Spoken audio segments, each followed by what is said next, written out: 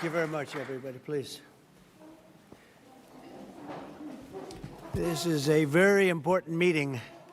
We had a lot of important meetings today, but this is a big one because this is really the future of, I think, beyond college sports. This is the future of colleges because we're looking at numbers that are coming in and the amount of money being spent and lost by otherwise very successful schools is astounding just in a short period of time. It's only going to get worse. So we have to save college sports and save, I believe, colleges. We have to save our Olympic team because so many sports that are in the Olympics will no longer be represented by people that went through college and became competitive, became great at the sport. We won't be anywhere near what we were. I think it's just a very, very important meeting. We have the most important people in college sports and really beyond. And what I'd like to do is I'll say a few words. I'm going to ask Marco and a few to also say a few words. And I'd like to take your suggestions. And we have the speaker. We have John Thune is here or represented. We have some of the big politicians, senators, Congress people that can make it get approved. Because we have to go through, I guess we have to go through, I'd do an executive order. I'd love to do that. I'll probably do it anyway. We'll do an executive order. We'll see how it works because it would be a really nice, I have a really nice, simple idea. But we'll go through this process and maybe I think we'll get it through Congress. We have a good chance. I think it'll be very bipartisan. And I just want to thank you all for being here as we stand up for one of America's greatest and most beloved institutions. It's called college athletics, which is true, means so much. I want to thank Secretaries Marco Rubio, Scott Bessent, Doug Burgum, Howard Lutnick, Linda McMahon for being here, and also Speaker of the House Mike Johnson doing a great job, Governor Ron DeSantis, Senators Ted Cruz, Eric Schmidt, Leader Steve Scalise, Representatives Lisa McClain, Jim Jordan, Brett Guthrie, and Lori Trahan. Thank you all for being here. We have some great people. Condoleezza, thank you very much. I see you over there. Great to have you. Great to be with you. A very special welcome to New York Yankees President Randy Levine, friend of mine for a long time. I used to sit with George Steinbrenner in the box. It was one of the most difficult days of my life. I would always be, he liked me, I liked him, but we both liked very few other people. And we had a good time. We won a lot of games, right, Randy? We never lost. We never lost, actually.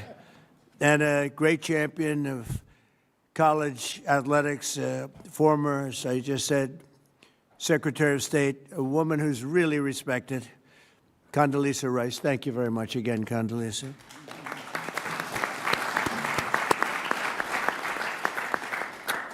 And Ron DeSantis has been working very hard with us, and wherever you may be, Ron, hi, Ron, and has some great ideas and some great coaches that gave him some great ideas. We're gathered today to discuss an important threat to the integrity and culture of college sports, the inability to set rules on eligibility, transfers, name, image, and likeness, and more, much more than that, in the face of endless lawsuits. And it's what's going on with the legal community is incredible. We had a lawsuit a couple of years ago by a radical left judge from California who decided, knowing nothing about football or college sports, that everything was illegal that was taking place. And I don't think it was ever appealed. Nobody can find out if it was appealed or not. But you can win an appeal. I think I win more cases on appeal than I do in front of some judges that are not very good. But it was a horrible, incredible ruling. And it threw the sports world and the college athletic world into tithers. And that's where we are right now. It's crazy things are happening. Young people are being signed, 17-year-old quarterbacks, for $12 million, $13 million, $14 million. We have a 7-year freshman. You know, we have people, we're seeing things that we've never seen before. We have college players that don't want to go to the NFL because they're making more money in college, right, Jim Jordan? And a lot of really bad things are happening. But basic questions like who is eligible to play are now virtually unregulated and decided randomly by judges rather than by reasonable, agreed-upon rules that could be very simple and very simply drawn. So this has grown into a major challenge. We actually have some of the best sports agents here because I think they'd like to see it solved, but maybe not. I'm not 100% sure about that. But they're represented. We have everybody represented today, just about every group you can think of. But it's grown into a major challenge that threatens the future of college sports and really colleges themselves, because many are going to go down the tubes. It was announced that Penn State, their athletic division, lost $535 million this last year. Florida State, Ron and I spoke about it, $440 million loss. It was just announced that Rutgers lost $95 million, and they're doing all sorts of things to try and save the ship. And I think those numbers are nothing compared to what's going to happen. This is new. This just happened. Those numbers are going to go to levels that nobody's ever seen before. If you had no salary cap in the NFL, you'd see staggering losses. We have no salary cap in colleges. Colleges are going to have, unless something's done, unless we solve this problem, and I think probably today, and we're going to ask for ideas that, you know, not that we don't have to take months. We'd like to see if we could do it for next season. But we have, and we certainly have the brain power. We have tremendous knowledge, far more knowledge than I have about this subject. But it also poses special dangers for women's sports and our Olympic pipeline. Women's sports are being canceled all over the country, just so we understand. Women's sports are in deep trouble, other than one particular women's team. That's Miami, where I have my granddaughter on the team. They canceled men's golf, but women's golf is doing just fine. I'm only kidding. But they are canceling golf, they're canceling wrestling, they're canceling fencing, they're canceling even basketball. I thought that would be maybe immune, but it's in trouble. And it's all going to football, but ultimately football is going to be the worst laggard of all. It's not going to be affordable, and it's going to take down practically every college. In my opinion, it's going to take down virtually every college, or every college that wants to be, they think they want to be competitive. Under the current system, educational institutions find themselves in a financial arms race for athletes in sports like football and basketball, and both of them, but basketball is being hurt very badly. It's being dominated by football. Last July, I signed an executive order to stop destructive pay-for-play schemes that are all over the place and keep college athletics rooted in the traditions that made it great.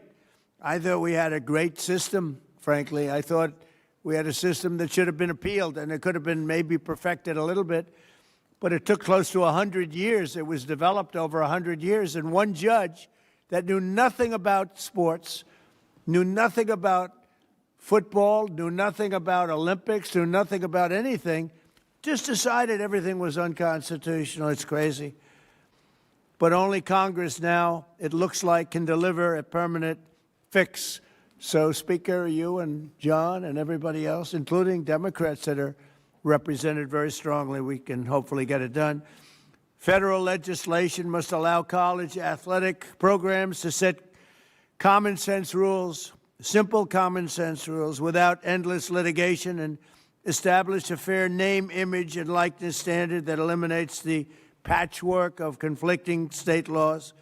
That's the other problem. All of these colleges, they're all in different states, and all the laws are different. So you got laws that are totally different, some one way, some an entirely different way, while allowing the full spectrum of college athletic programs to thrive. It should thrive.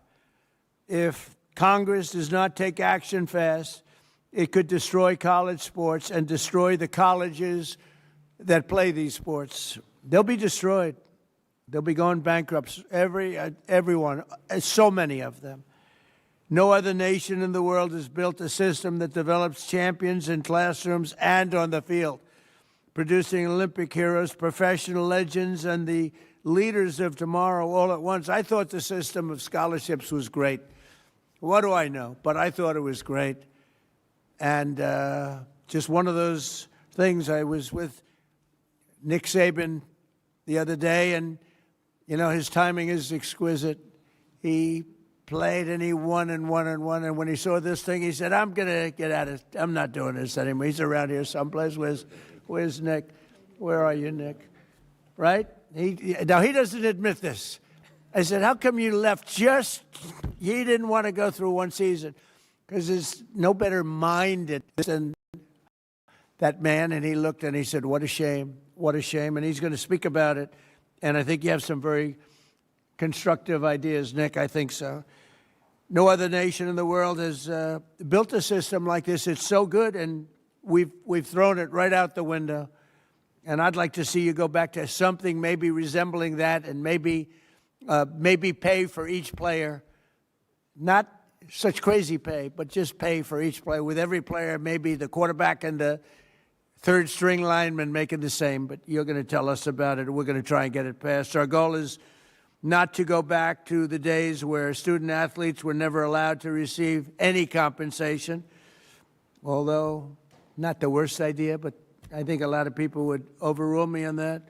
But we must pass reforms that protect the cherished American tradition of college athletics for future generations. So I look forward to hearing from a lot of you, and I think a few of you are going to say a few words, and then we'll get to some ideas. And I don't know, maybe by the end of a long session, if we need it, I'm here as long as you need me.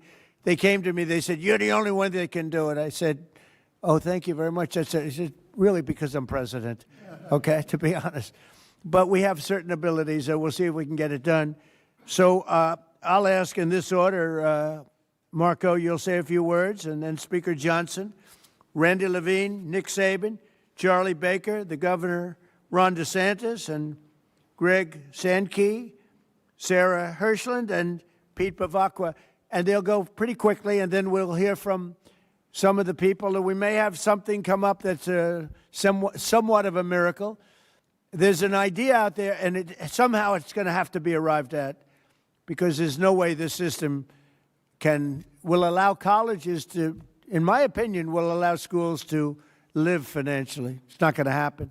So if I could, I'll ask Marco, you can start, and then Speaker, and then we'll go through the list, and then we'll take some ideas or questions, all right? Thank you very much, Marco. Thank you, Mr. President. And I'll be very brief. The first is, I think you've already touched on, and that is what a unique institution college athletics is to the United States. Very few countries in the world actually have something like what we have. And it's not just unique, it's really important. A lot of people don't see some of the aspects of it that are so positive. The first is the student-athlete experience. There are literally thousands and thousands of young Americans who are going to graduate this year with not just degrees, but advanced degrees, and athletics made that possible. And the athletic support and the academic support that they're receiving from these schools is extraordinary. So there are kids that literally would not have gone to college or may not have considered it, and certainly not the advanced degrees, without the help that this provides. Also, the development of the individual that student athletics provides. I mean, look, if you can show up at 6 a.m. in the morning every day for a lift, you're learning one of the most important lessons in life. 95% of life is showing up where you're supposed to be on time. These are extraordinary lessons that people are gaining. Two more things that people don't think about: unity. Few things in America unify us anymore, and one of the things that does is college athletics.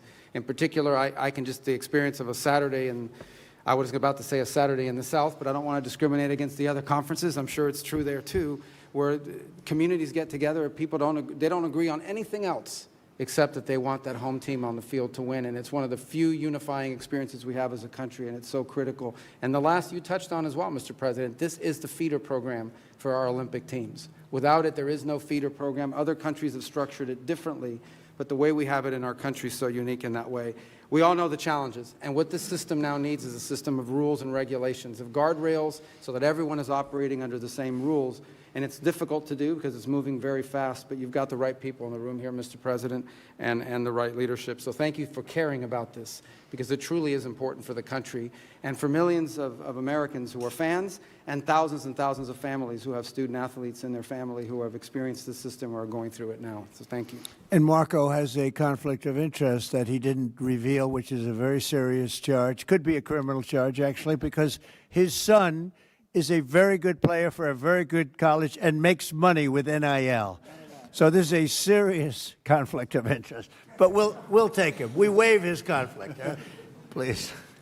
Thank you, Mr. President. It's an honor to be here with so many of the all-time greats. It's a treat for us, members of Congress. There's many of them around the table, and they're happy to be working on the issue with you and for you. I would say, people often say that Speaker of the House is the most stressful job in the world, but then I think of SEC football coaches because they got to win every Saturday night, and my friends who are in those positions I have a lot of sympathy for.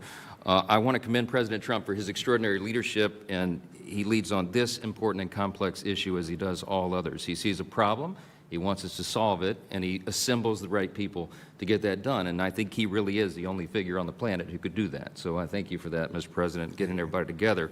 One more issue that we'll tackle. I'm a double alum from LSU, undergrad and law school, so I bleed purple and gold, and we talk a lot about college athletics down where I'm from. It's a big thing, but the whole country cares deeply about it because it's part of Americana, as Marco was saying. It's part of who we are as a country, and it's so important, and we have to navigate through these unprecedented waters together. I'm glad there's some really smart people who are working on that. Mr. President, Congress does need to act quickly because it's getting out of hand, and I think everybody here recognizes that. I want you to know the House has been working very deliberately and I think very effectively on this. We've done a lot of good work, and many of you are familiar with the SCORE Act. We passed an important procedural hurdle in December. We're right on the verge of passage in the House, and we now think we have the votes to do that. But that's why this meeting is so timely, because we want to have the conversation today and in the days that follow, because we want to make sure that we get it right. It's a bipartisan product. It has broad support in the House. We believe we'll have every Republican now, and we have a double-digit support of at least Democrats. It is bipartisan. A lot of good work's gone into that to get it there, and we think it may be the vehicle to get us to the next phase of this and this essential conversation. But the next step is preparing that legislation for final passage. So I was talking with Randy and many of you who are leading on this. This is a very important and timely conversation that we'll have today, and I said in the days that follow. We're encouraged to see all of you, the experts who know this issue better than anybody in the country, willing to put your time and effort into it and provide feedback, because we want the final product to be the best it can be. We want to accomplish the necessary ends, and we think we're very close. Everybody here wants to see this American institution succeed, and we have that opportunity within our grasp. And we want to make sure that the solution we develop actually works for student athletes who are at the heart of this, and that's who we care about so much. And we know that the foundation of any good deal begins with getting the right people in the right room. And this is the right room, and this is historic. And no one knows better than the man who literally wrote the book on it, and that's President Trump. And so I want to thank you for assembling us, Mr. President, and we look forward to the discussion. I yield back. Thank you, Mike. Thank you, Mr. President. Thank you, Mr. President, for putting this group together.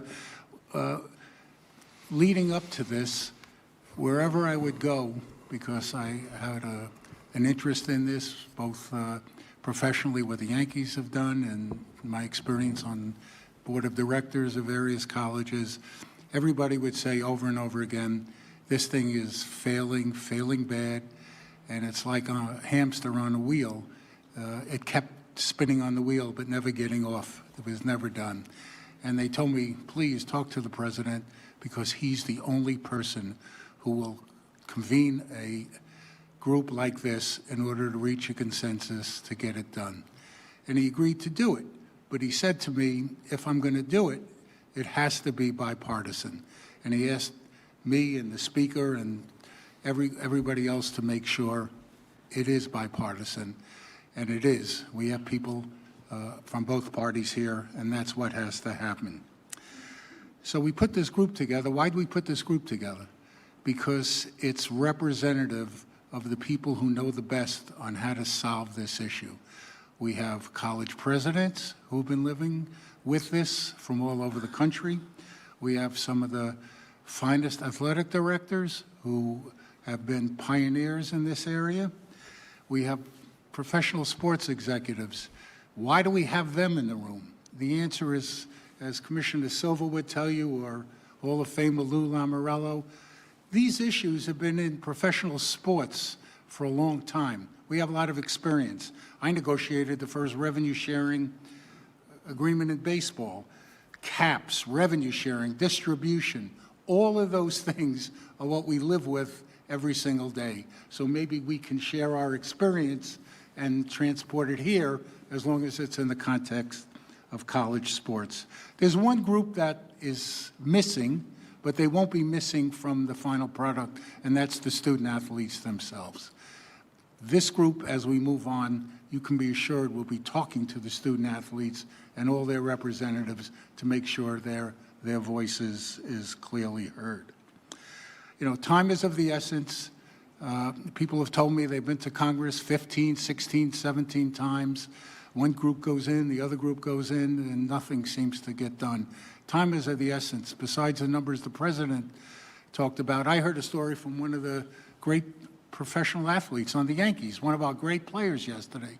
And he went to a great university, and he said to me, "Thank you for doing this, because every day I got asked for more money for NILs, every single day."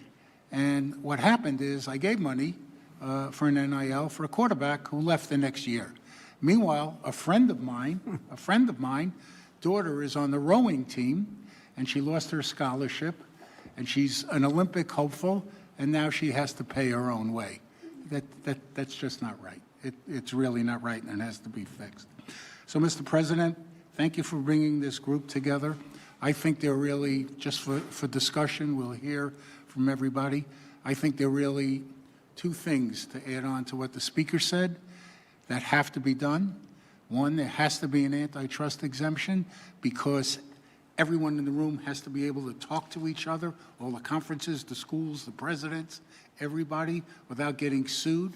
That includes the kids. They have to be involved in these negotiations, the student athletes. And there has to be an entity that's set up by the people who are going to administer this, run this, that are empowered by the legislation to handle all the issues the president spoke about. And we're all here to support that, to help that, and to make sure that it's just not business as usual. Just an idea I have is maybe that an antitrust exemption lasts for 2 years to make sure that these rules and everything are really being enforced. And if they're not, we go back to square one. It'll give the Congress oversight, give the president oversight, but it's time to move. And Mr. President, I couldn't agree with you more. Thanks to your leadership, we got to move this really, really fast. We have ESPN and Fox here.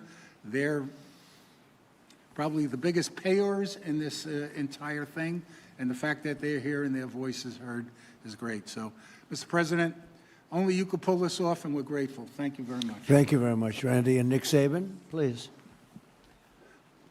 Thank you, Mr. President, for the chance and the opportunity to be here to speak with you today, but I just want everybody to know that I'm just a football coach. I spent my life when we had the ball trying to get a first down, when they had the ball trying to get off the field on third down. So this is an unlikely position for me to be in to speak to such a distinguished group of people. Thank you. But I come here today with a question. What are the guiding principles for the future of college athletics?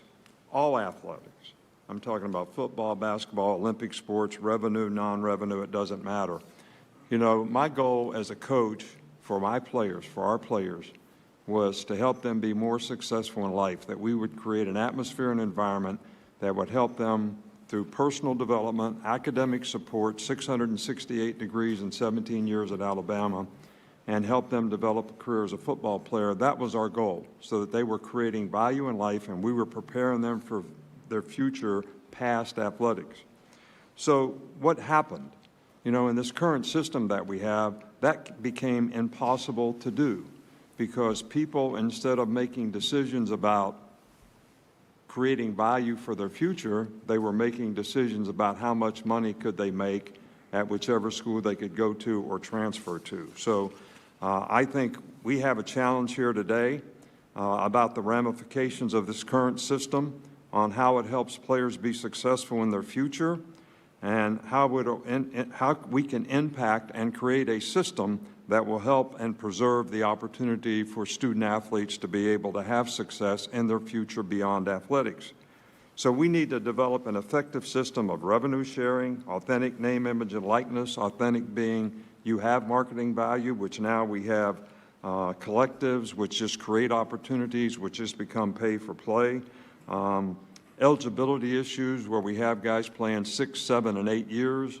So you have 25 and 26-year-old people playing against 18 and 19-year-olds, which is not healthy.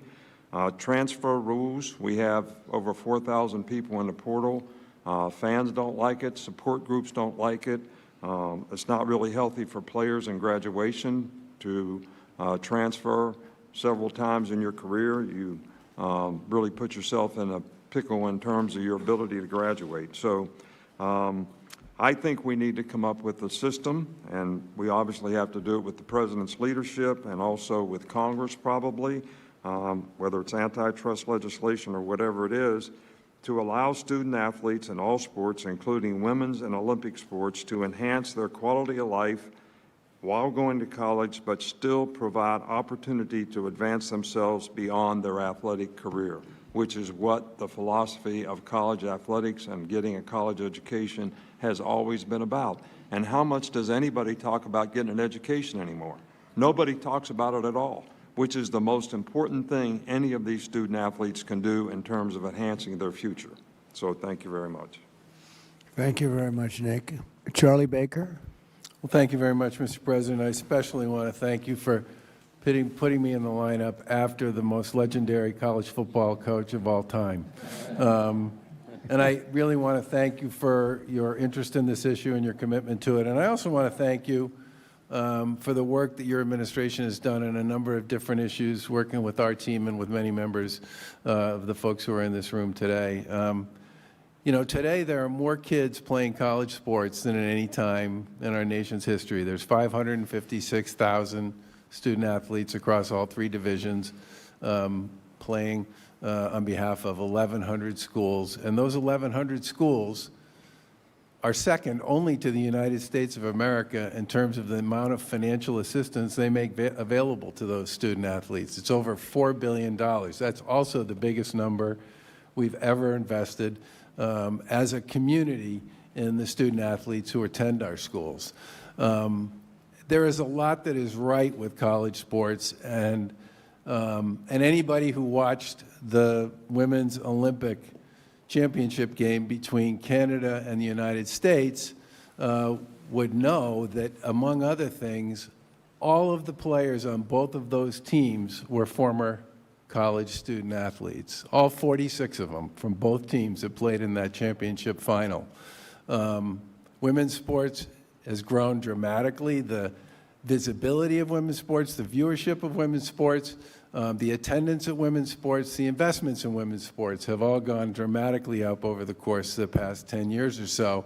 And if you talk to almost anybody who follows youth sports, they'll tell you that the growth in youth sports on the women's side continues to be profound. But that said, everything everybody has said about the challenges we face at this particular point in time is true. And I want to give a special thanks to Speaker Johnson and to Leader Scalise for the work that they've done, you know, to use a sports analogy, carrying the ball on behalf of the SCORE Act in the House chamber over the course of this year. It deals with the rules issue, it deals with the agents issue, it deals with some of the financial issues, it deals with the equity question, it deals with a wide variety of the issues that are challenging for so many in the college sports space these days. And the final thing I'll just say, we have, I talk to a lot of people who are connected in one way or another to college sports,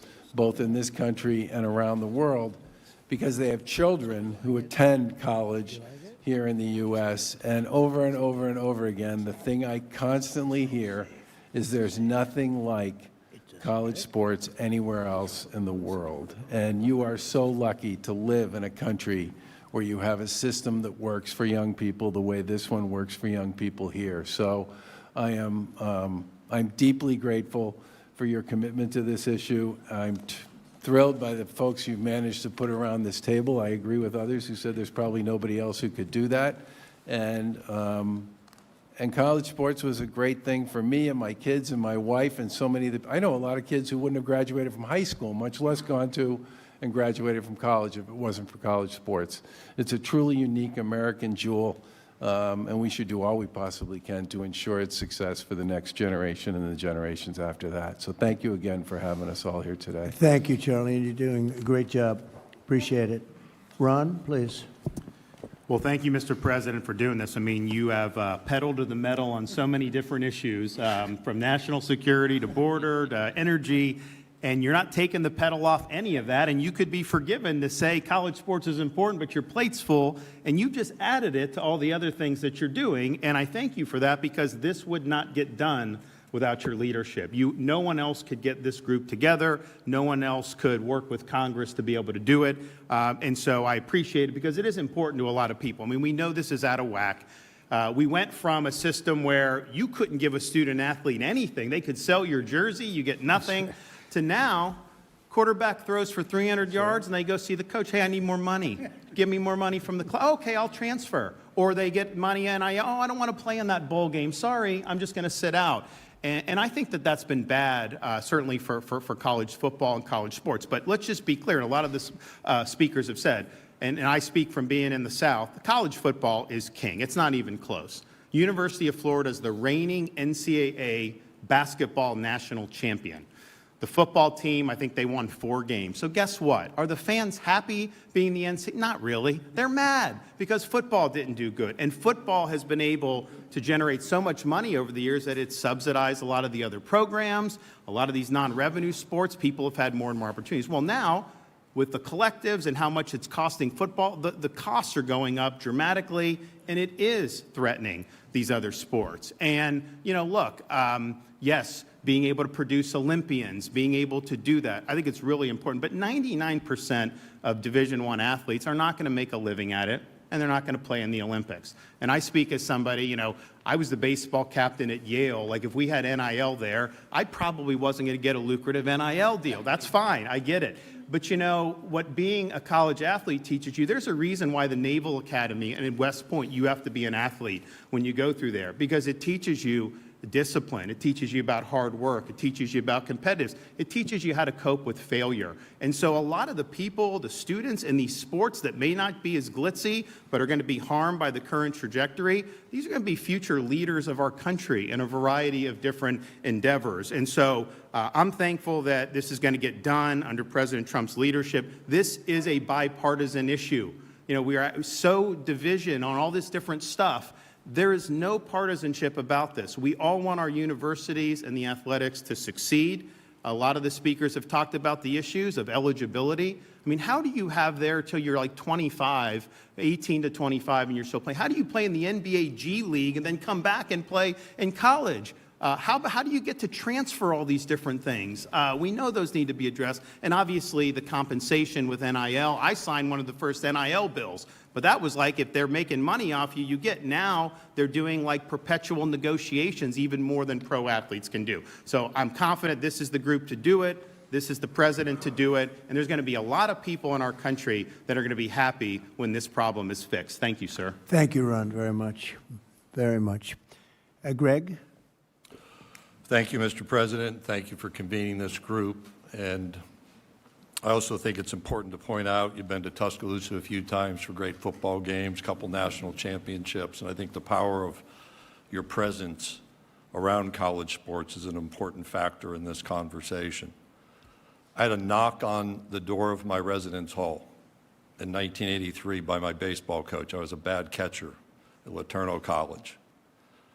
That's why I'm here today, because he taught me some lessons that had I not been in that situation, I never would have learned. I've spent 2 of the last 3 weeks with our student athlete leadership councils, and I asked them, what would you say in a room like this that people need to hear? And there were 2 things that they wanted me to communicate. One is, When I line up at kickoff, at tip-off, or I put my cleats in the starting blocks at a track and field meet, I want to know the other people in other uniforms from other teams in other states and other campuses are held to the same standards and the same rules to which I am being held.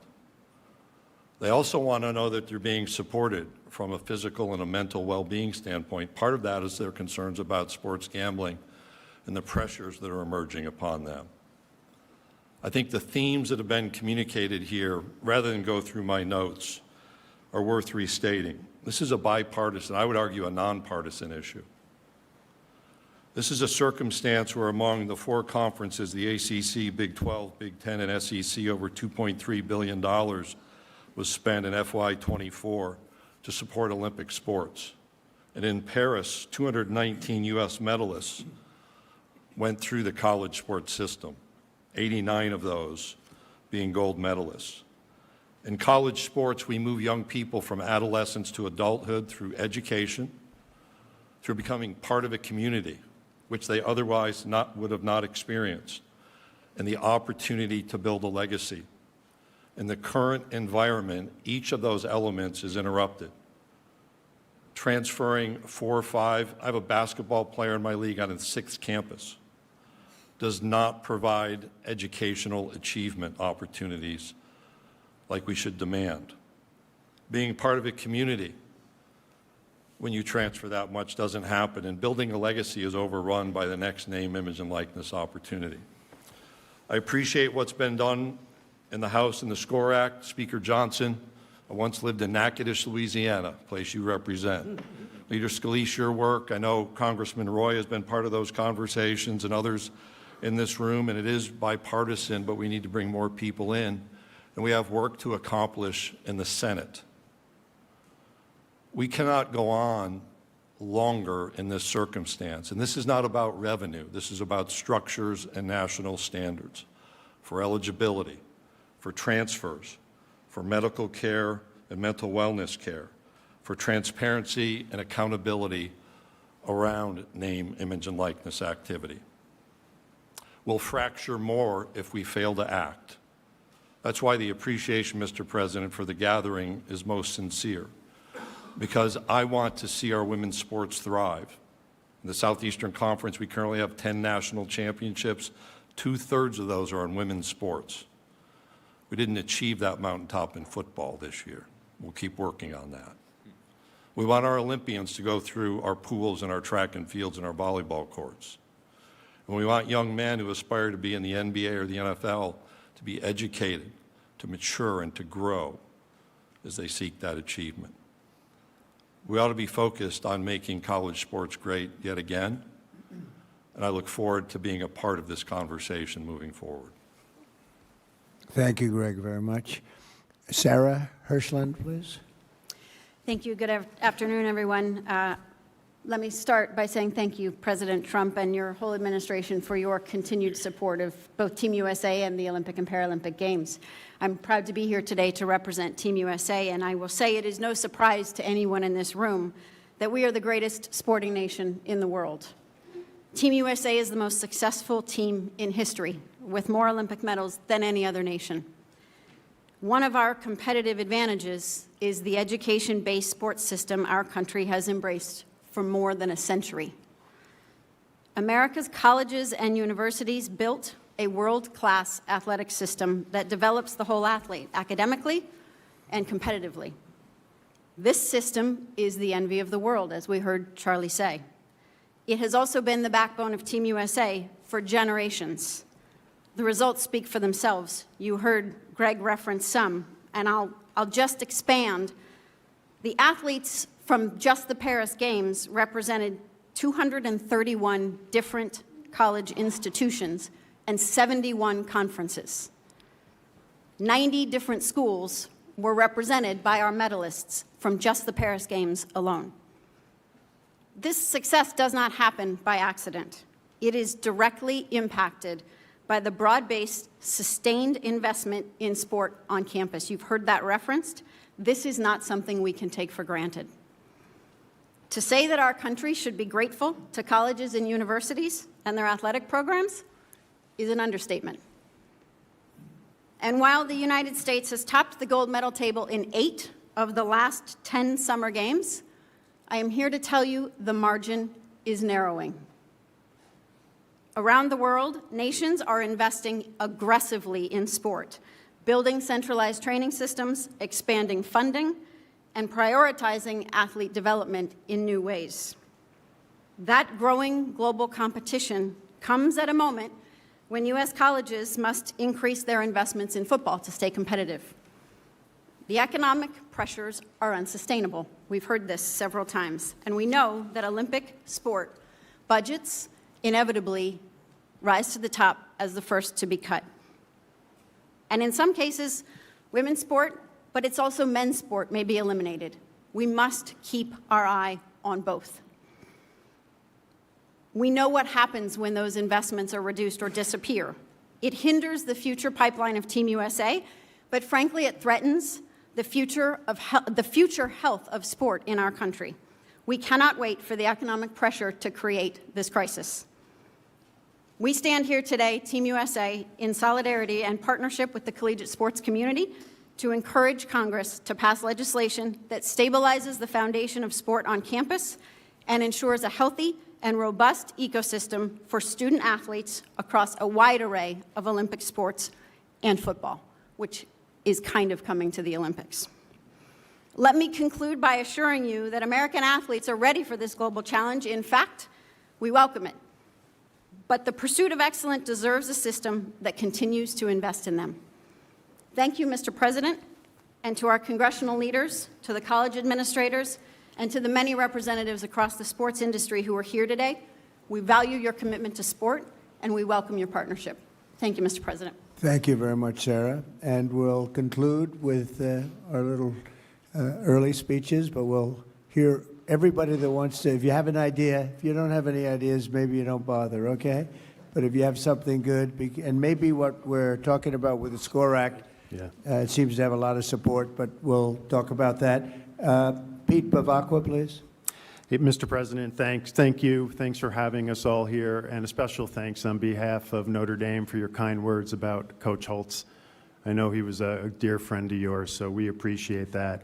And this meeting is important. It's timely. I think everybody around this table knows that we need help to straighten this out. We need the help of Congress.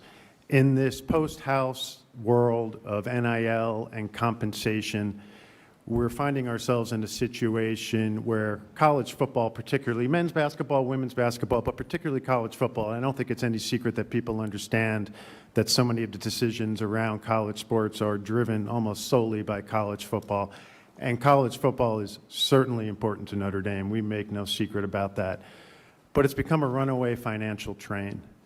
And if it continues to be that way, even the healthiest of universities are going to have to make incredibly difficult decisions that are going to impact women's sports and Olympic sports. There's simply no way around that. So we need regulations. We need regulations, we need financial transparency, and we need repercussions. People's feet need to be held to the fire. And I talked to Coach Saban before we entered into this room, and we were talking about the transfer portal. And Greg mentioned it as well, but when you have young men and women going to 3 schools in 3 years, 4 schools in 4 years, the student athlete, and they're student athletes, they're not just athletes, and we're forgetting the academic part, we're forgetting the student part. And if you're going to 4 schools in 4 years to make a few more $100,000 on each stop, where when you're 21, 20 years old, you think all your financial troubles have gone away, you're going to find at the end of that college experience, you're not going to have an academic degree. That money that you thought you could rely on for the rest of your life is going to be absent by the time you're 23 or 24, and you're going to have the rest of your life, you're going to find yourself in a very difficult position. So we have to talk about financial transparency, and we have to restate the importance of the student-athlete experience. We can't forget that, because the percentage of people that can go on and play in the NBA, the WNBA, the NFL is extremely low. And it's the importance of that academic degree that you get throughout your student-athlete experience that's going to serve you so well for the rest of your life.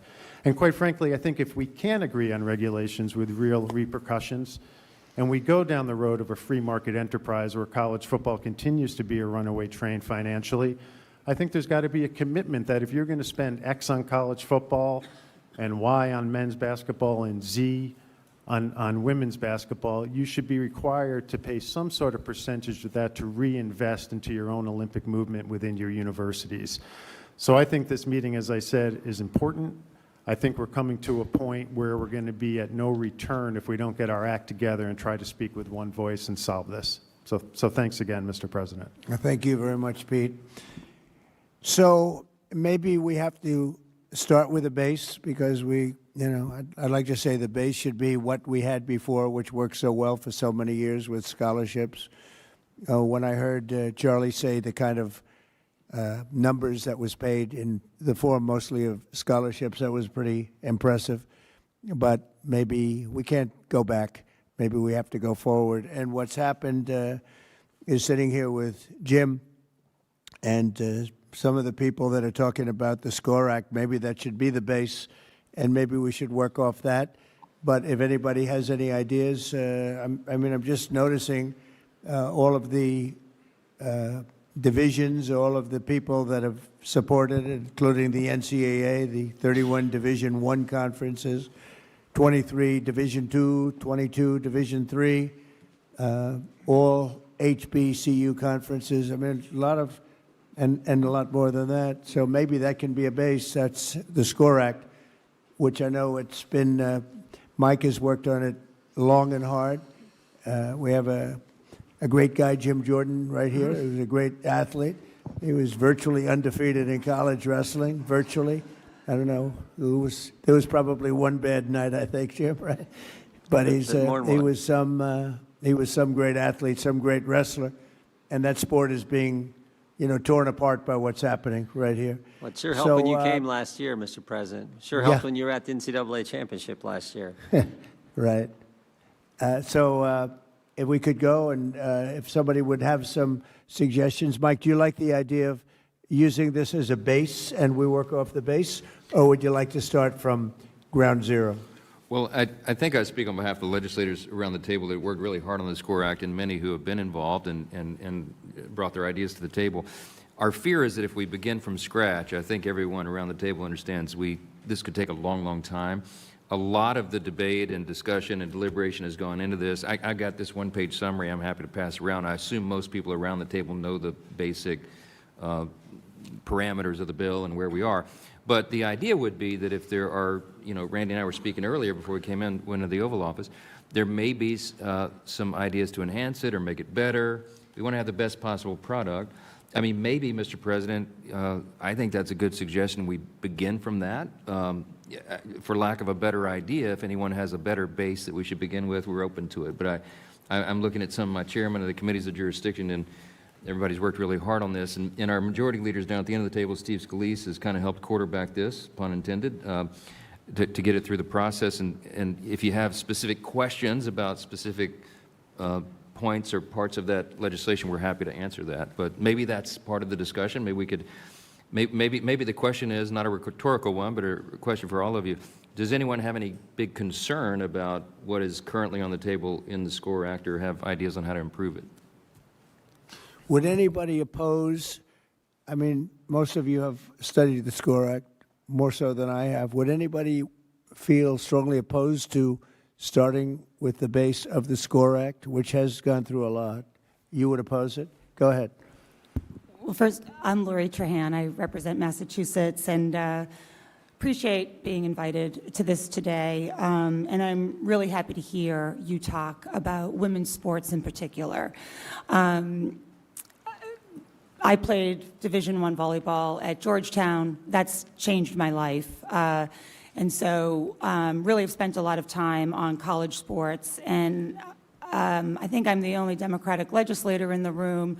I'm not going to pretend to speak for all of them, but I do think we want to solve college sports as much as everyone here. I think one of the issues that we had with the SCORE Act, I look at this as we've got some revenue issues and governance issues. The SCORE Act, in its codifying the House settlement, really hurts women in Olympic sports. We've already seen a number of programs cut across the country. So I think we do need a revenue mechanism to save and protect. One, strengthening Title IX has to be part of the SCORE Act, as well as ensuring that we are funding those programs. I mean, look, I'm also a mom. I've got a college athlete, son who played lacrosse. I've got another daughter who hopes to. Sports is the lifeblood right now. People are they're playing sports at record levels at the youth league. If this is any time we should be expanding opportunities for sports, it's right now. And I think one thing that the SCORE Act represented, it was just a consolidation of what we have today, which is the SEC and the Big Ten. No offense, Greg and Tony, but all the money really is going to those two conferences right now, and we need to address the revenue issue. I know there's been some proposals as far as modernizing the Sports Broadcasting Act. That could be one. I'm open for discussion on that. And then certainly making sure that we have a strong federal standard for NIL. A patchwork of laws does not work. I couldn't imagine signing my letter of intent and having to study up on every single state law and who offers what. But making sure that we have athletes' voices mandated at the table. They're not here today, so I do feel a responsibility to represent those 560,000 athletes who are not here right now, but making sure that they've got recourse if their NIL rights are violated or not upheld. But let me just say again, I would love to work, and maybe the SCORE Act is the right vehicle, that we continue to tweak so that it has a path in the Senate as well. I know that there's a lack of consensus on many of the governance issues, but we'd like to solve that with everyone here today. Thank you. Thank you, Mike. You might want to respond to that. Well, there's some good points made there for sure, and I think everybody has the same intention as we want to protect women's sports as well, and I got two daughters. I would be remiss if I didn't acknowledge that. But with regard to the patchwork of state laws, as many of you probably know, the SCORE Act addresses it because it creates a national NIL standard, and then it allows the associations the authority to make rules on transfers and compensation caps and the things that are really burdening the system. And then it protects those rules from being challenged under antitrust laws. So we create an exemption there for that. So I think there are a lot of thoughts gone into how to address it there. But I mean, again, we have no pride of authorship here. We want to have the best possible product. So, I mean, the authors of the bill are open to good suggestions. So, yield back. Anybody, please? Yes, Steve? Thank you, Mr. President. I appreciate you bringing everybody together, because I think we're all here because we have a passion to protect college sports, and we've recognized that with this Wild Wild West mentality, it's not healthy for the future of college athletics. And so bringing structure back and really bringing the ability for the schools to govern themselves again is what our intention was from the very beginning. We started this a few years ago. I remember Coach Saban came to my office and others, and we started listening to the people that are there at the schools dealing with the problem as payment of students became legal, which happened through legal arguments that, Mr. President, you talked about, some of these lawsuits that ultimately broke down the framework that Charlie Baker and others were able to use to police college athletics. That's gone now.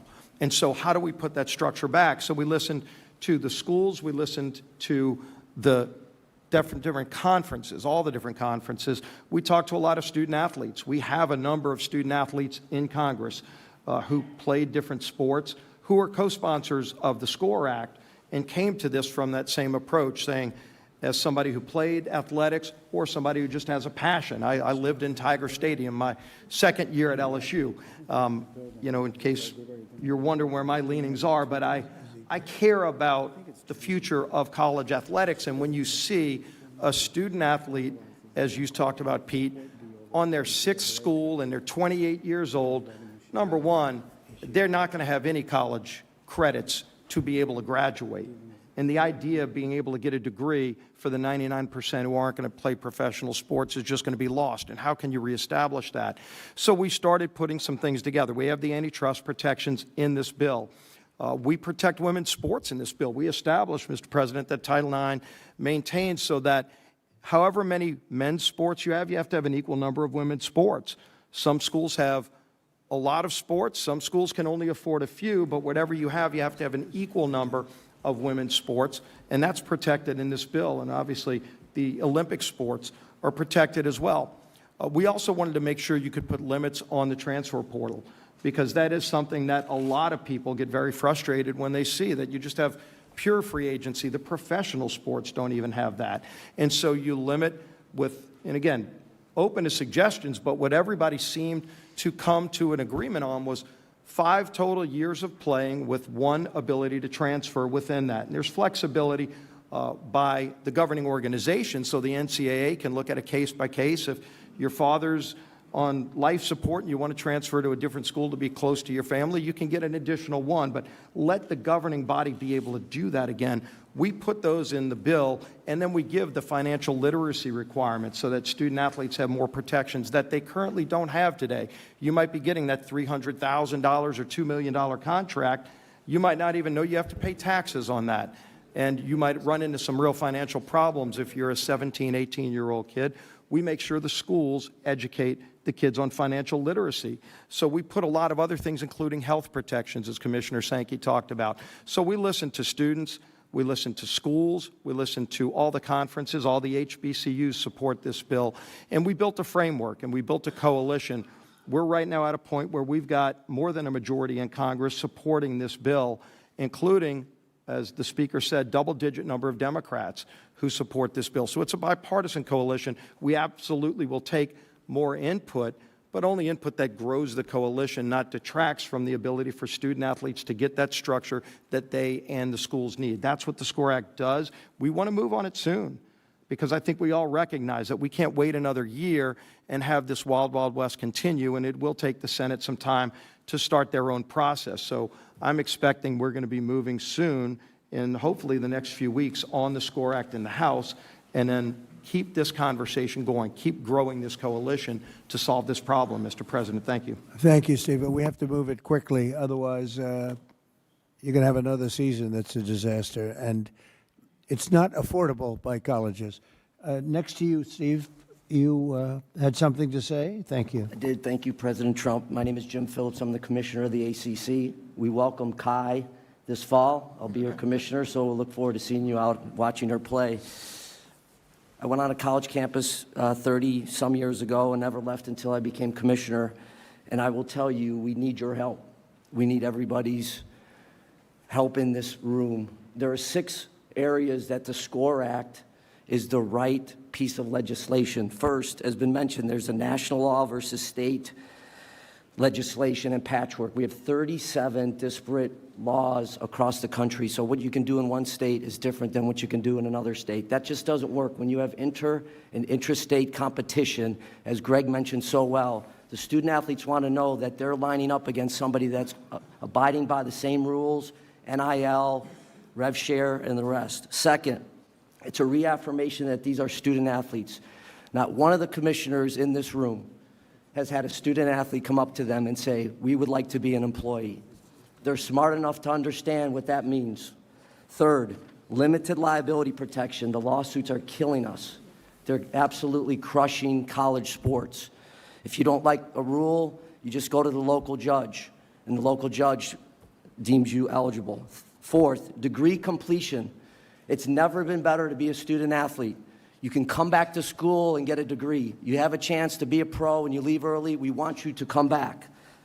Fifth, medical care. The medical care is as good as I've ever seen in my 30 years, ever. And it's mental health as well as physical health and well-being. Finally, the codification of the House case. And I heard the mention of hurting women's sports. I will say in the ACC, similar to the SEC, Big 12 and Big 10, we have added 942 new scholarships because of the House case. 56% in the ACC of those scholarships have gone to women's sports. So the House case has not hurt women's sports. It has not. And the idea that we can sustain this is just not, has been expressed, is just not feasible. So we need your help. We thank you for taking your time and assembling this crew, and we look forward to working together. So the concept of what we're doing with your great experience is a pretty good start. Yeah. If you could pass that around would be great. This is a summary of the SCORE Act, which I think people should see. So you like the concept of what we're doing? Very good. Yeah, it sounds it. Yes, sir. Good. Thank you very much. Please. Tim Pernetti, the Commissioner of the American Conference. Mr. President, thank you for putting this incredible meeting together, and more personally, thank you for your support of the Army-Navy game. Army-Navy are members of the American Conference. Thank you. Like a lot of people have said in this room, I had the same experience. College football changed my life. I couldn't afford college. I got a scholarship, and it changed everything. And I won't reiterate all the reasons why SCORE makes sense, because there's a lot about it that makes sense. But what we have to remind ourselves, and there's a lot of business people in the room, is we're not solving the economic crisis as part of it, because we are in a real economic crisis in college sports. Like, we have complex challenges. The mission is completely out of focus. This thing was about education through sport. That's what it was supposed to be, to what Coach Saban said. It still is that, so long as we put it back in focus. But we can get through SCORE, create more consistency, because the industry has a lack of consistency from eligibility all the way down the line. But we have to examine other ways to solve the economic crisis. And these things shouldn't impede each other.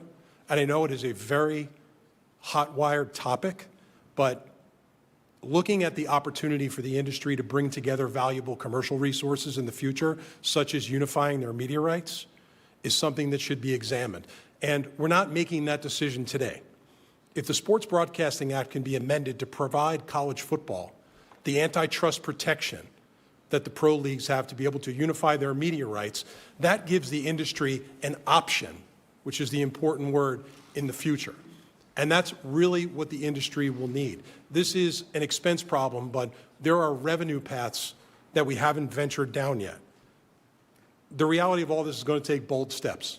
It's going to take guts. And this has become a transactional business where commitment is flying out the window, but it's not everybody. The top 1%, which is how the industry has been designed to serve the top 1%, 99 out of 100 student athletes in our league don't want to be employees, to what Jim Phillips said, and they signed up for a great experience. Like, our responsibility is to make sure we reinforce the mission and create resources around them to have the experience. But that conversation, whatever side of it you're on, should be had to see if there's an option in the future to dramatically improve the economics for the industry. Thank you so much, Mr. President.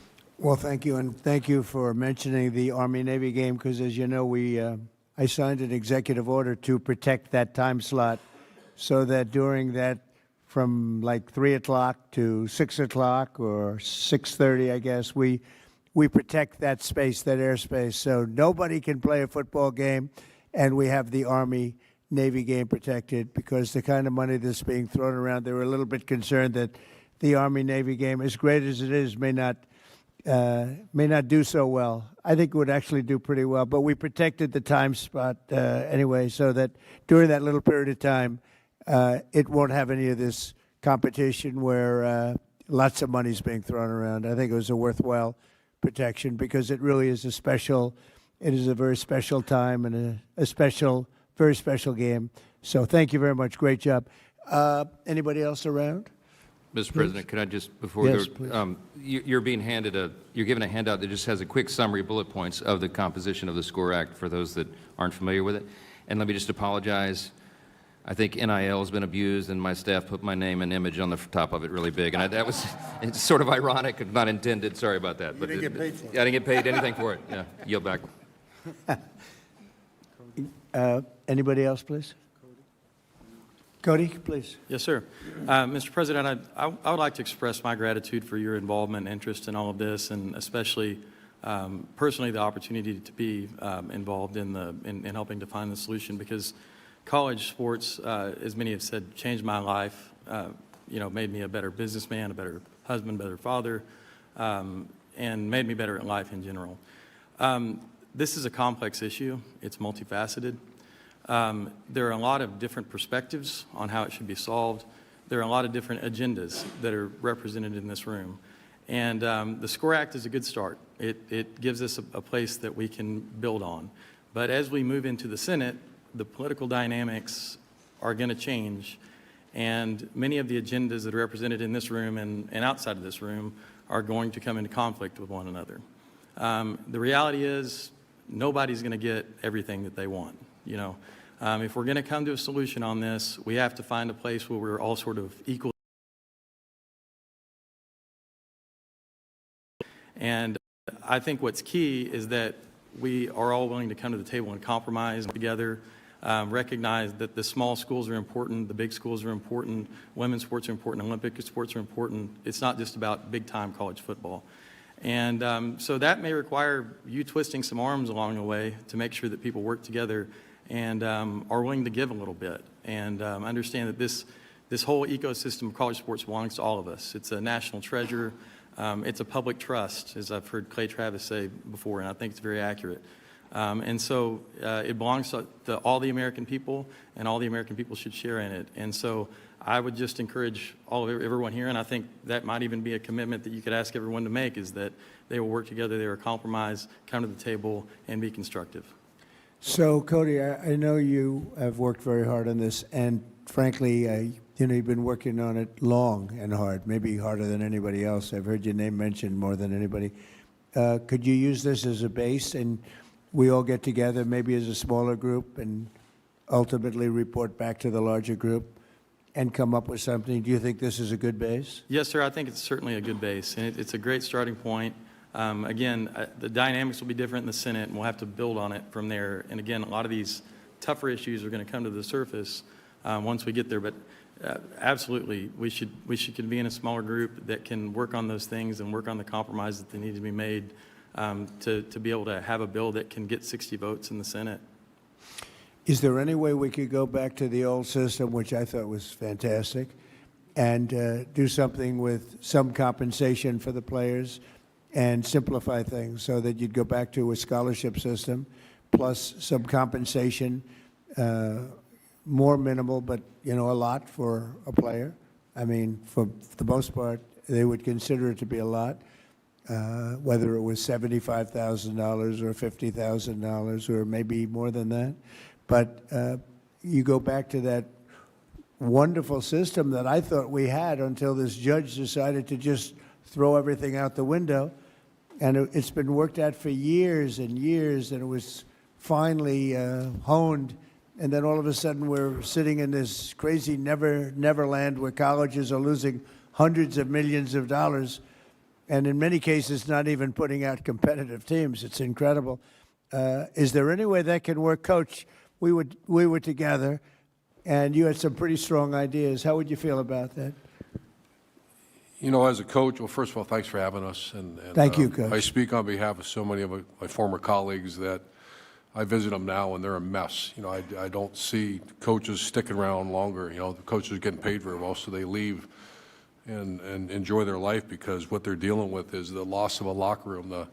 You take away team, and our country's in trouble. My two girls played college volleyball, and one of the greatest interviews I've ever witnessed is she's at Georgia Tech and said, I learned so much more on the volleyball court than I ever learned in any classroom, which I agree with.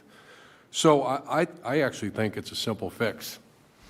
And it's not simple unless we get antitrust protection, because the NCAA, when I was growing up in the profession, if you violated a rule, that was a problem. You lose your job. And that was made very clear.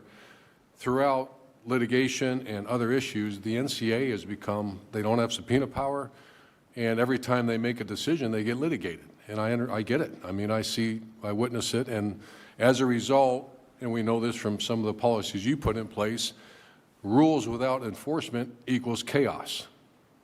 You don't need new rules. We got plenty of rules. Enforce them. So if we get antitrust, then you now will not get litigated. And I would eliminate, the only thing I dislike about the SCORE Act is that, and Coach Saban and I have visited about this, Mac Brown and I have visited about this, get rid of the collectives. That's cheating. When donors, so everyone understands what a collective is, donors put money in a pot, it's distributed to players through the coach and the general manager according to your talent level. That's not allowed. You're not supposed to do that. That's called pay for play. So there's a revenue share that the universities get through their television contracts, and I know it goes up every year. That's their only financial, that's the only thing they're allowed to do for their student athletes. They can distribute that however they want. That's still pay for play. But any NIL conversations, which NIL, I think we all got to quit calling it that. It's not name and likeness. These players are getting paid millions of dollars in some of the stories I hear, and they're posting on Instagram for twice, and then they're getting paid $1.5 million. So the NIL, to me, NIL in its purest form is America. It's called capitalism. If you can make money on your name, you should have a right to do that. If you're a gymnast, a volleyball player, a swimmer, a football player, and a car dealership wants to work with you legally in the business world, do it. That's what NIL should be. That's not what it is. So you get rid of the collective, becomes an illegal entity. There's no such thing. That, even to this day, that makes my skin curl when I hear a collective. Get the donors out of it. If a business owner wants to hire Jeremiah Smith and pay him a certain amount of money, he's certainly allowed to do that. That's called capitalism. But the universities cannot arrange that and set that up. The universities can simply make sure the kids go to school, make sure they graduate, treat them fairly, make sure the women's sports, the Title IX, I'm all in favor of all that, but they cannot get involved in the financial marketing of your players. That's let the market take care of itself. That's called the market. That's called capitalism. And the collective, I think if the collective goes away, college sports gets better immediately when you say that, if we have antitrust exemption. You know, it's just sitting around and having watched college sports for so long with no problems, what this incompetent judge did to this game, knowing nothing at all about sports, about anything that we're talking about today, is a disgrace. And it's going to be a very hard thing to put back together. We'll get it done. But what this person did to college sports is a disgrace. I say it. And we've seen plenty of those type of opinions. I had one recently, and it's gross incompetence, is my opinion. And everybody suffers, including student athletes, including women. Women are really taking the brunt of it, as what you were saying before. It was so perfect for women. It was so great for women, the way it was, and now we have to come up with a whole new scheme to satisfy people. And there are going to be some unhappy people. And it was working before. A person that knew absolutely nothing about sports made a ruling, and she turned the whole thing upside down. And it's really a disgrace. You want to know the truth, a damn disgrace. But we are where we are, and we'll figure something out. And it won't be easy, and it won't be as good, in my opinion, it won't be as good as what you had before, including for the students that were getting great scholarships. And, you know, some went on to professional sports, and most of them didn't. But they got great education. They got it for free. And they had a lot of fun going to college, and they learned a lot. And they had great coaches, many of whom are around the table. They learned more from those coaches in many cases than they learned in the classroom. So, yeah, I appreciate what you say. Don't forget, when these donors or collectors or whatever you want to, all different names for different people, but as that money comes in, that's also money colleges aren't going to get. You know, they're giving money to players as opposed to giving maybe to the college to keep a lot of colleges going. And that's pretty tough also. But it's just a shame, because I got involved just recently, and I looked at what's happened to colleges and to college sports. And it is colleges, because the colleges are going to go out of business, many of these colleges. When I look at what a person that's a judge was able to do to destroy colleges and college sports that was so good, no problems, it's very, very sad. And in some ways, I'd like to just go exactly back to what we had and ram it through a court if we have to, because I'm not sure you're ever going to come up with a system that's comparable to what you had. And, you know, in life, you like to get better, not worse. You like to go forward, not backward. No matter what you come up with, you've gone backward, a long way backward. in many cases. Mr. President. Yeah, please. Mr. President. Hi, Ted. I want to thank you and echo the thanks for bringing this group together. And I want to in particular underscore the urgency that we have heard around this table. College sports is in absolute crisis. Every single week, we're seeing another program being canceled. We're seeing another women's team being canceled. We're seeing Olympic teams being canceled.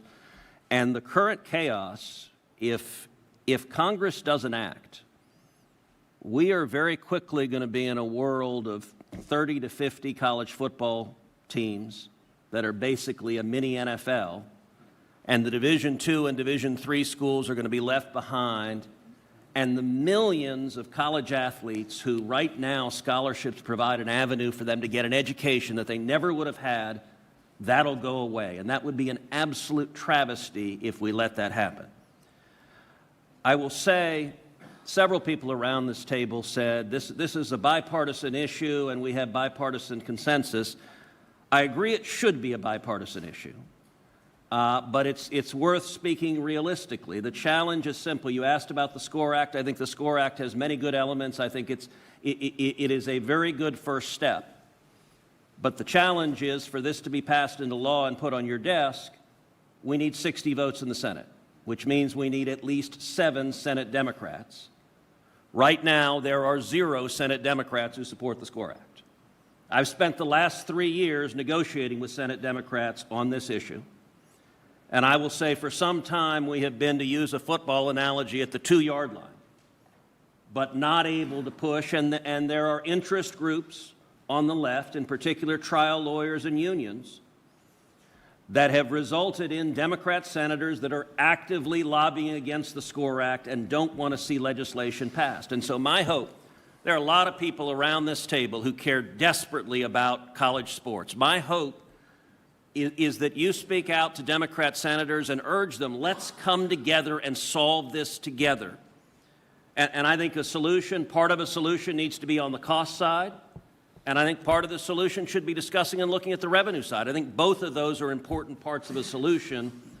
There are a number of Senate Democrats who care about this but have not quite gotten to the point of getting to yes. That's the single biggest challenge. And I think the collective voices around this table adding to the urgency that if we wait another year, if we wait another 2 years, the programs in your state are going away and the students in your state are losing their scholarships. And it would be an absolute travesty if we let that happen. Mr. President, thank you. And I want to underscore that sense of urgency on the Senate side. I do think there's a growing number of senators that do understand that if we're here a year from now, we're in a much worse place. If we're here 2 years from now, college sports looks entirely different, and it would be a disaster. So I do think that growing sense of urgency is important. I appreciate you convening this.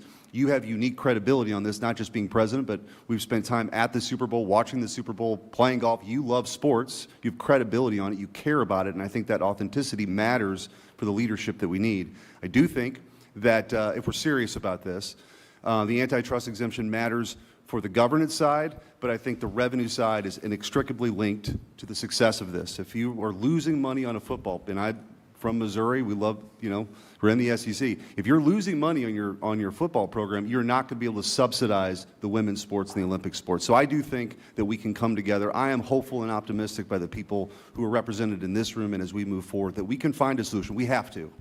This is not just because we like watching sports on TV why this is important. There are lives that can be changed forever if we do the right thing. And I think you've got the right people in the room, and I think you're the right guy to lead this effort, and we're here to support those efforts in the Senate.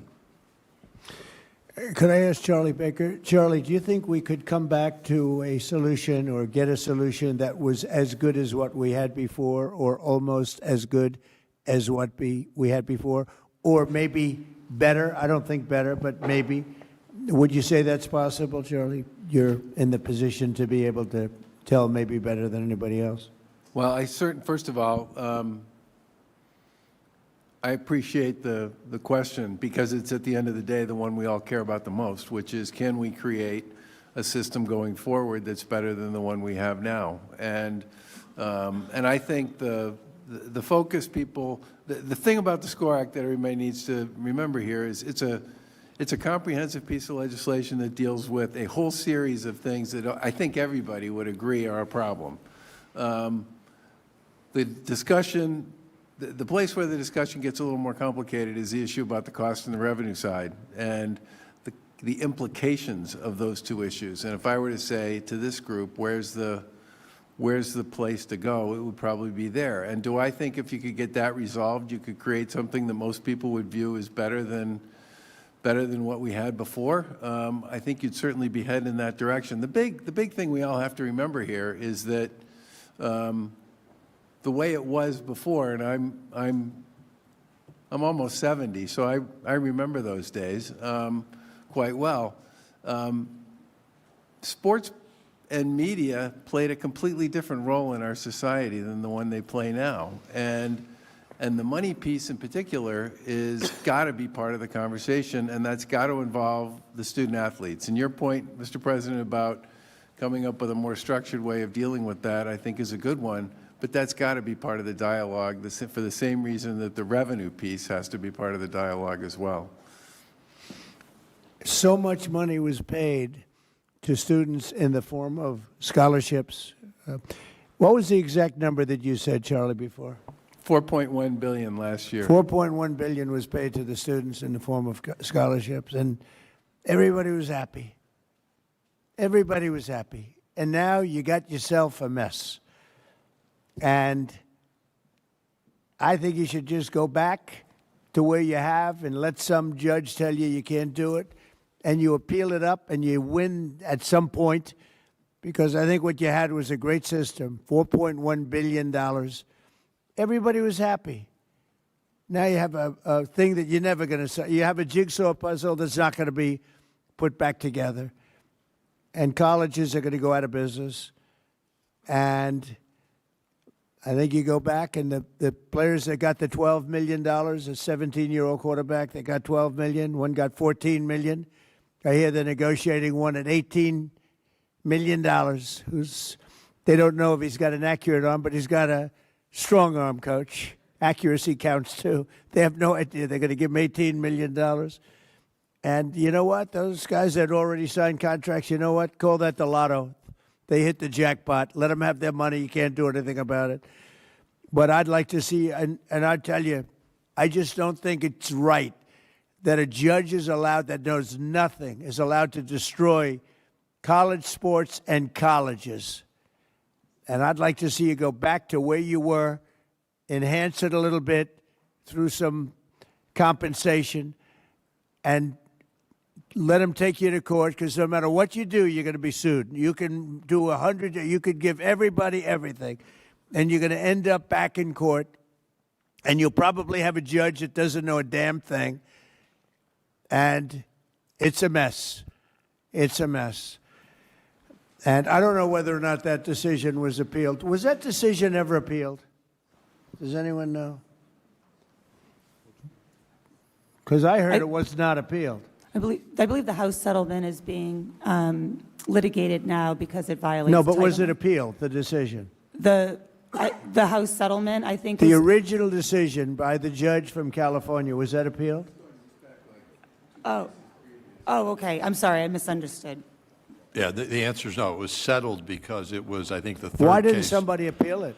The prior case, which is Alston versus the NCAA, was appealed to the Supreme Court, and the Supreme Court found 9-0 against the college position to defend the old system. So that's, I think the answer is the antitrust piece is the inherent problem in trying to create caps and limits. That's it. So the Supreme Court was responsible for this? I'm not the one who's going to say that. I'm not bold enough to say that, but I'll at least acknowledge the process. 9-0. 9-0. Was the Supreme Court responsible for this? 9-0 and Kavanaugh supported. It's a shame. It's a shame. Yes, sir, please. Mr. President, thank you for bringing this esteemed group together. I have a bit of a unique perspective because for most of my career I was in professional sports. I became the commissioner 3.5 years ago. I found a system that quickly was defined by unlimited free agency and no salary cap, and complete chaos. I am, and representing the Big 12, we are very much in favor of the SCORE Act.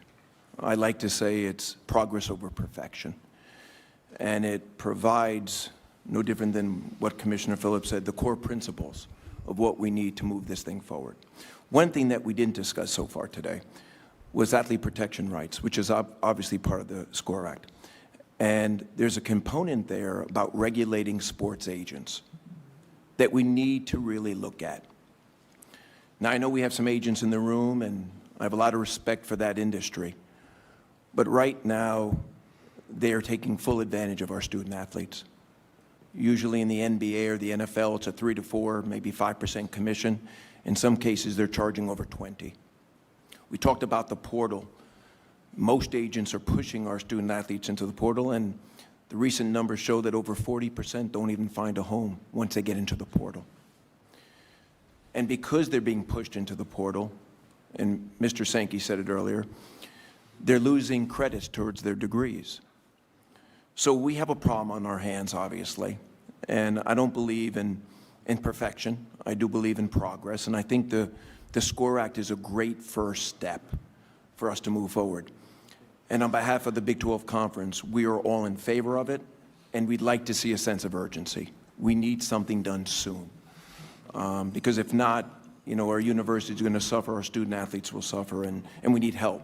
So we appreciate you bringing us together today. Well, it's an honor to do it. I just hate to see what you're going through. I hate to see what's happening to our country, essentially, because this is our country. This is the youth of our country, and it's a terrible thing that's happening because,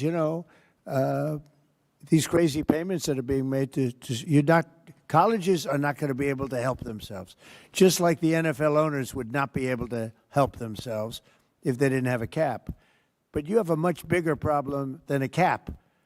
And you have a complexity problem. And you have a problem where women are being thrown out of sports, like at levels never seen before. And you're going to have other things that come up that nobody's even thinking about right now. And you're not going to be able to solve these problems. You're just not going to be able to solve these problems. Ted said something before that the Democrats, I think Eric was alluding to it, but you have a lot of Democrats in the Senate that I hear are opposed to almost anything. So if you do, and I have to deal with these people all the time, okay? You saw them the other night. They wouldn't stand up for a soldier that was a great hero and got the Congressional Medal of Honor. They sat there. They wouldn't stand up. They wouldn't even smile. They wouldn't clap. For a woman that lost her daughter whose throat was slashed, they wouldn't stand up. They sat and they didn't stand up. They didn't do anything. And we have to deal with these people. But, Ted, you said that there are 7 Democrats that will not vote yes. Eric, you know the situation better than almost anybody in the room, except maybe me. I have to deal with it even more than you. But, if you've got all these hardline Democrats that want to see everything fail, it's a problem. You know for a fact these people would vote no? What we need at least 7 who will get to yes, because that's how we get to 60. Right. Right now, the SCORE Act has 0. Yeah. So I'm glad I'm the not House is moving surprised, it, and they've got some Democrats in the House. That's beneficial, and I think when the House passes it, that momentum is helpful. And there are a number of Senate Democrats. I mean, I've spent literally thousands of hours negotiating with my Democrat colleagues, and there are a number who want to address it, but it is their political leadership that is telling them to stop. And so what has got to happen is the folks in each of the states need to say to your elected Democrats, if you don't act, we're going to lose what is so extraordinary about college sports. And it needs to be something that is in the middle that's a compromise. Ted, you've already lost it. You've already lost it. Colleges are losing $400-500 million. And they haven't even started yet. So you've already lost it in the true sense. And you've lost something else. It's like, it's ugly what's happened to sports in college. Before it was beautiful. It was a beautiful thing. And now it's very ugly. It's become very ugly. And I think you're right. You're going to have people that will never vote for anything no matter what you agree. You could agree to everything that's perfect, and they will never vote. And I'm not doing this I'm doing this as a practical person. No matter what you agree to, you have people in the Senate and in the House that will never vote for it, even if it's good for our country. even if it's great for the player, great for the college, and great for our country. And they will still vote no because they're cuckoo. They've got problems. Maybe it's problems at home, Cody, but they have problems. So that gives us problems.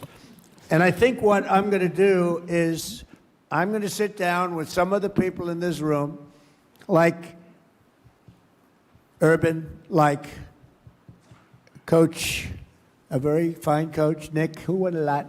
He won a lot. How many? 6 national championships? You could have done better. You had a couple of games.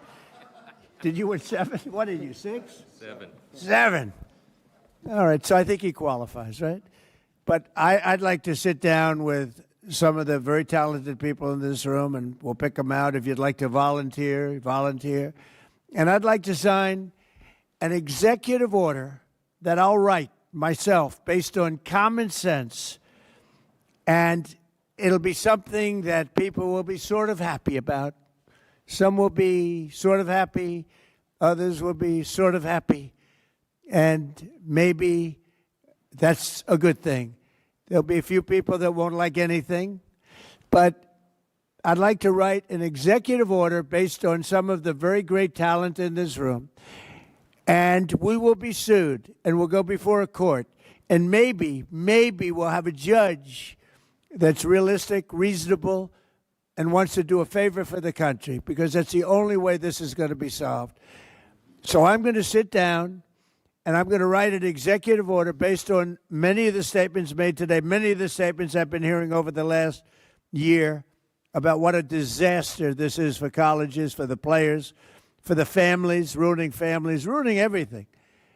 And we're going to do a very well thought out executive order. A lot of you are going to be involved in that. All of you, anybody that would like to, just let me know.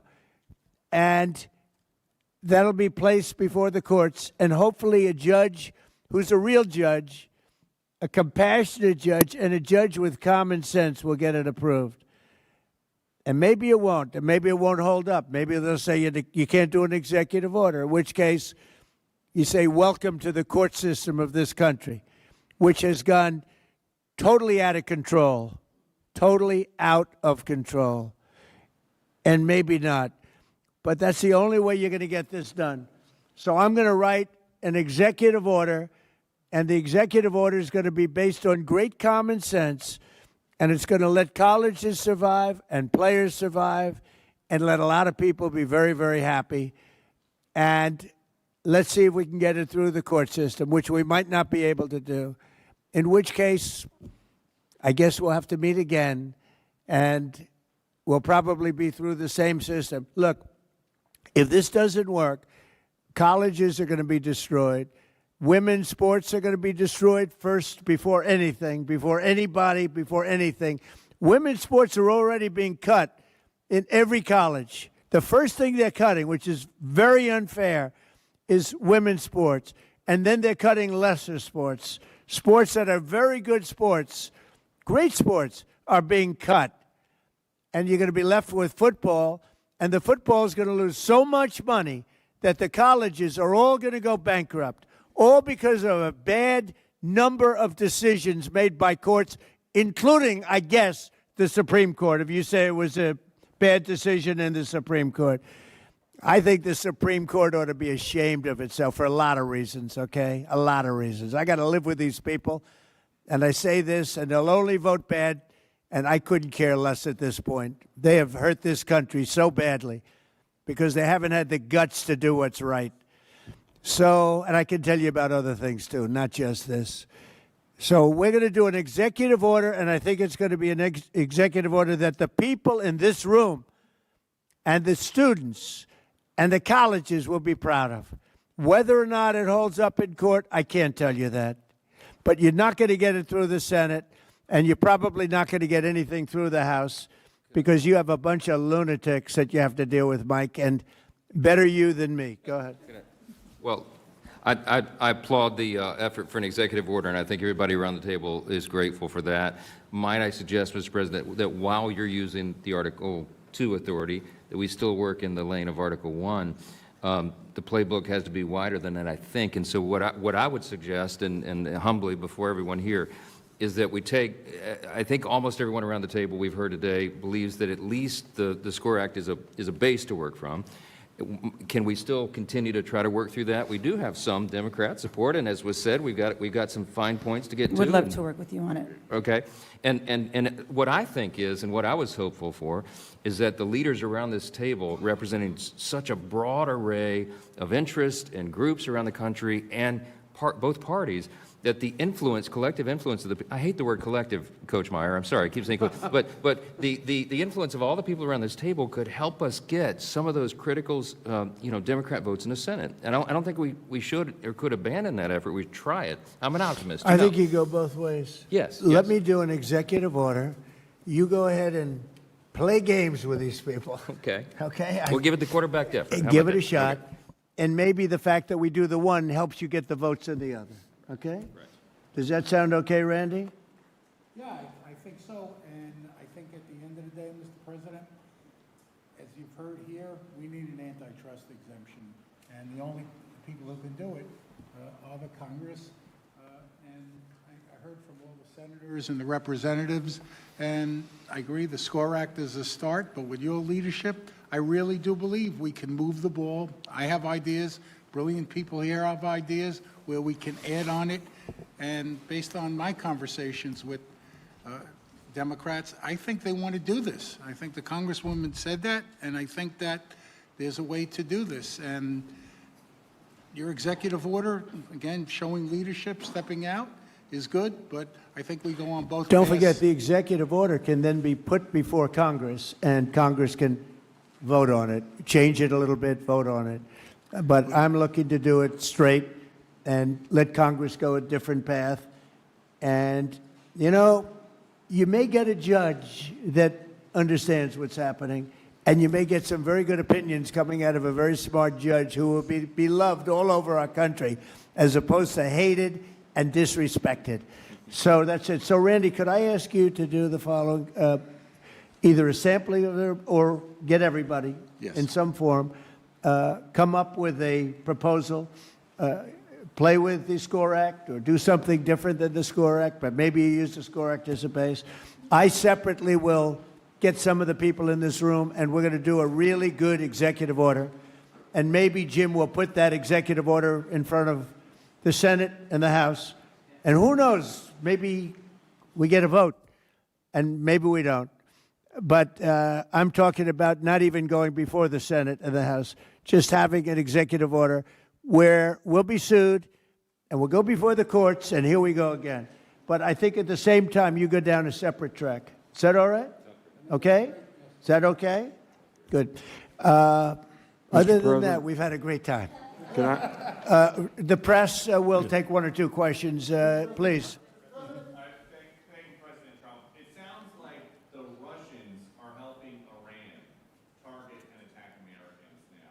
That's an easy problem compared to what we're doing here.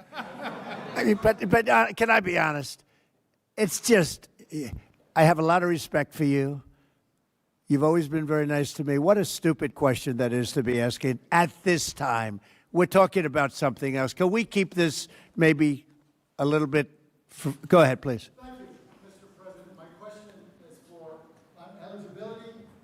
As you know, my son, Joe, is a high-level D1 athlete, third-year relief pitcher, University of Maryland. How would I know that? We're very involved. He said, as you know. Because I've told you. The guys? I've told you that. That's all right. Thank you. But the eligibility thing is a disaster in the NCAA. You have the redshirt system, you have the medical system, it's all being scammed, and in a week or two, the second division, D2, is passing a blanket 5-year eligibility without medical, without redshirt, just a 5-year eligibility. That can be solved in D1 with the commissioners in this room right now. Why don't we solve it? Okay. Thank you very much. I'd like to know the same thing. You know why you're not going to solve it? Because we've had some very, very bad, incompetent decisions. Things that were routine before, that were solved long before. Now you're into a brand-new system. Yes, ma'am. Hi, Mr. President. Thank you. Could you tell us what went into your decision to replace Secretary Noem with Senator Markwayne Mullen? Is it possible to stay on this subject just for once? You know, just for once. Boy, oh boy. Anybody have any questions on this subject? Thank you, Mr. President. What is your timeline for either the executive order that you just mentioned or the legislation that the members I of will Congress have an mentioned? executive order within 1 week. Well, And would it'll it be take very, effect before it'll the be fall very semester for colleges and universities? all-encompassing. And we're going to put it forward, and we're going to get sued, and we're going to see how it does, okay? But I'll have an executive order which will solve every problem in this room, every conceivable problem, within 1 week. And we'll put it forward. We will get sued. That's the only thing I know for sure in life. And we'll see how we do in the court system. Would it take effect, sir? But the before courts have destroyed, the courts, Yes, sir. think about it. The courts, a bad court system has destroyed college sports and colleges in this country and a lot of lives.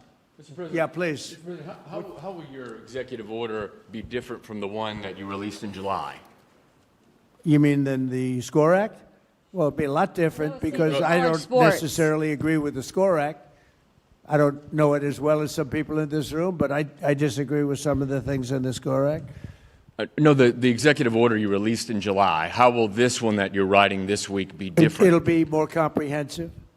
That was put out as a test, as a, feeler. This will be much more comprehensive because we've all learned a lot in the last pretty long period of time, 6 months or so period of time. I think we could do a very good document. I think we could do a document that works from a common sense standpoint. Whether or not it's going to hold up in court, who knows?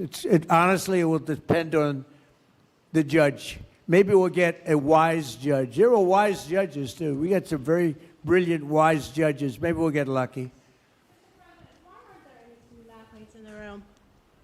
Why aren't there any student athletes in the room? Why aren't there any student athletes in the room? Do you want to answer that question, Randy?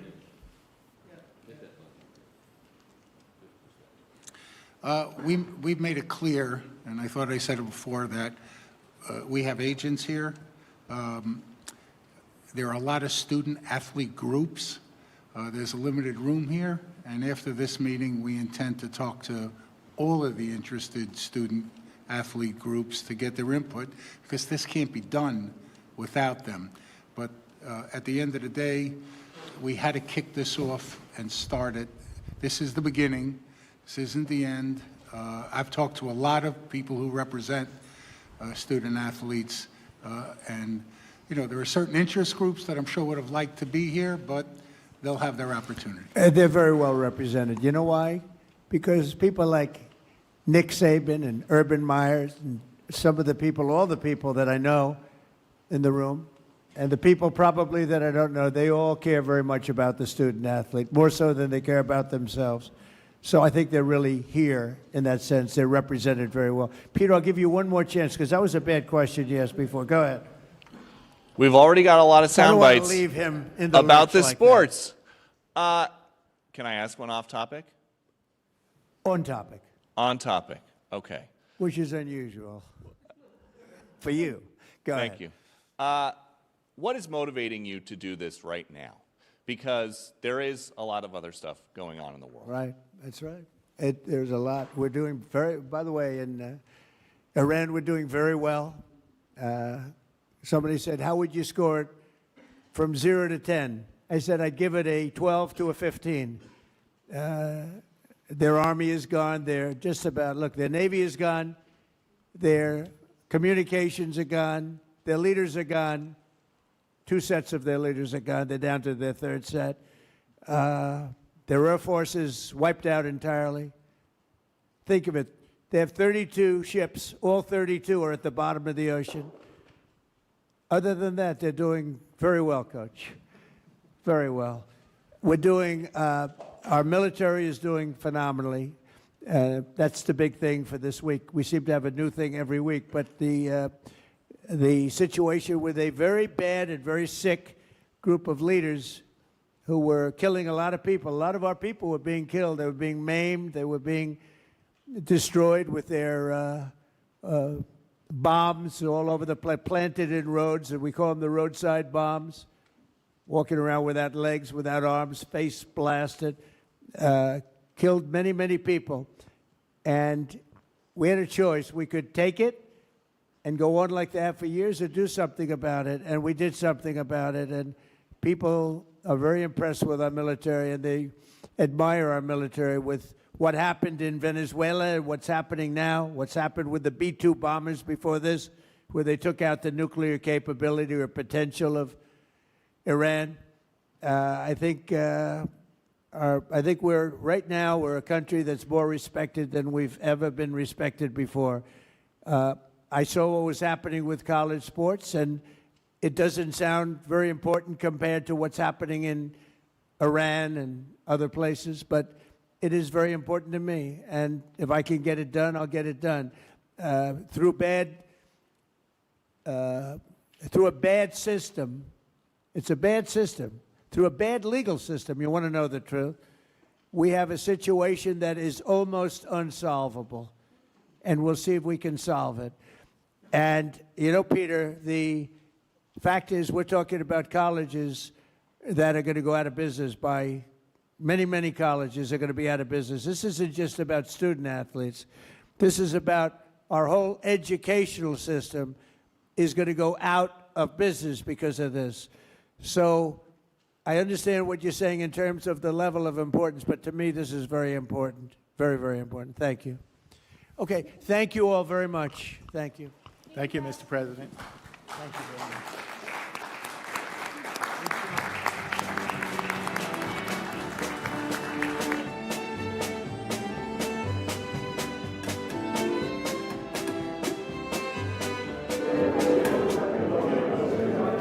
Just stop my mic, hold on.